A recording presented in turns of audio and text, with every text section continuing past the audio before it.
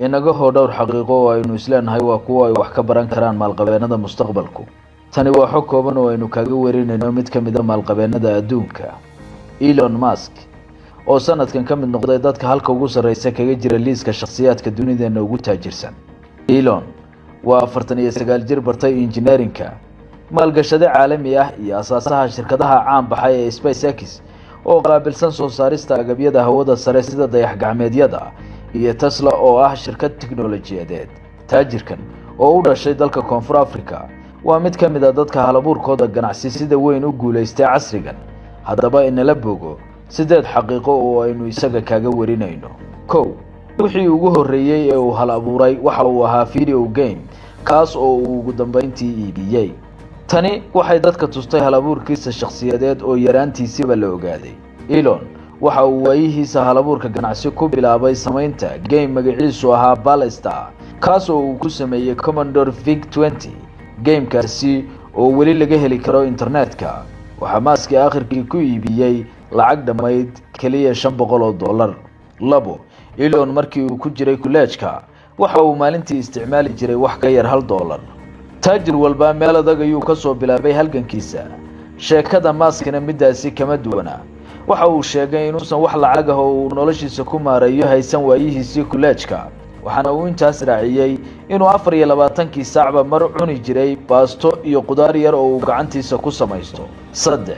Elon Musk waxa uu ku fashilmay helidda koorsadiisii shahaadada PhD-da, taasoo sababtay inuu bilaabo horumarinta fikradihiisa ganacsi. Elon Musk waxa uu ku fashilmay helidda physics PhD-diisii kadib markii uu dhameeyay masterskiisa, waxaana waayidiisa koorsadu sababtay inuu horey ka bilaabo hal-abuuradiisa ganacsi ee haatan caan baxay. Jaamacadda Stanford ayuu kaga hungoobay helidda koorsadaasi, waxaana uu sheegay in waayidaasi ay fursad u ahayd noloshiisa. 4. 2 jeer ayuu guursaday hal xaas. Tanna waa doc kale oo ka mid ah sheekada Elon, waase mid xiiso leh. 2 jeer ayaa ninkani guursaday gabadha filimada jisha ee u dhalatay dalka Ingiriiska ee lagu magacaabo Tallulah Riley. 2008 ayay shaaciyeen guurkooda, halka kala tagoodana la tiriyay 2012. 2013 ayay haddana shaaciyeen inay isku noqdeen ama ay dib isu guursadeen, halka ay 2016 sheegeen inay haddana isfureen. 5. shirkadiisa Tesla lagu magacaabo waxa uu mushahar ahaan uga qaataa $1 oo qura. waa dhab inaad isweydiisay, sidee ayuu $1 mushahar ahaan ugu qaataa ninkan? Dad yar ayaa og inaan ninkani si rasmi ah u asaasin shirkaddan, balse uu la wareegay kadib markii ay isku dhaceen asaasihii shirkaddan oo ay horey wax isugu darsadeen. Isku dhacooda kadib ayuu cayriyay mulkiilihii shirkaddan. Tesla waxa ay soo saartaa gaadiid shaqeeya bilaa shidaal, waxaana la sheegay inuu wax ka yar $1 isagu mushahar ahaan ugaga xisaabtamo wax soo saarka dhaqaale ee shirkaddan. 6. Musk waxa uu doonayaa inuu noloshiisa inta ka dhiman ku qaato meeraha Mars.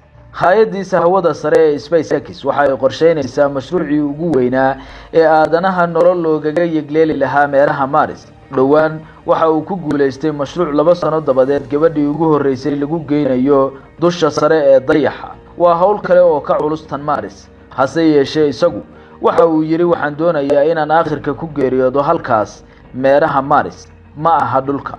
7. waxa uu sameeyay xarunta kaydinta tamarta cadceedda, dabaysha iyo soo saarista bateriga ee adduunka ugu weyn. Dhisme ahaan waa kan labaad ee adduunka ugu weyn kani, hase yeeshee waa xarunta kaydinta tamarta dabiiciga ah ee dunida ugu weyn sida la wariyay. Shirkadiisa Tesla ee ka shaqeysa hawlahan ayuu u dhisay xaruntan oo noqonaysa midda wax soo saarkeedu ku tiirsan yahay. 8. waxa uu haystaa sharciyada 3 dal oo kala duwan. Musk waxa uu ku dhashay dalka Koonfur Afrika, wuxuuse dalka Canada u wareegay isagoo 19 sano jir ah, halkaasi oo uu sharciga muwaadinimo ka qaatay. kadib Mareykanka ayuu 2002 ka helay aqoonsiga muwaadinimo, waxaase uu sheegay inuu yahay muwaadin dhab ah oo Koonfur Afrikaan ah. haddaad jeclaysatay timinteena, share dheh oo la sii wadaag saaxiibada. haddaad talo iyo tusaale inagu biirinaysana soo dhawow. mahadsanid.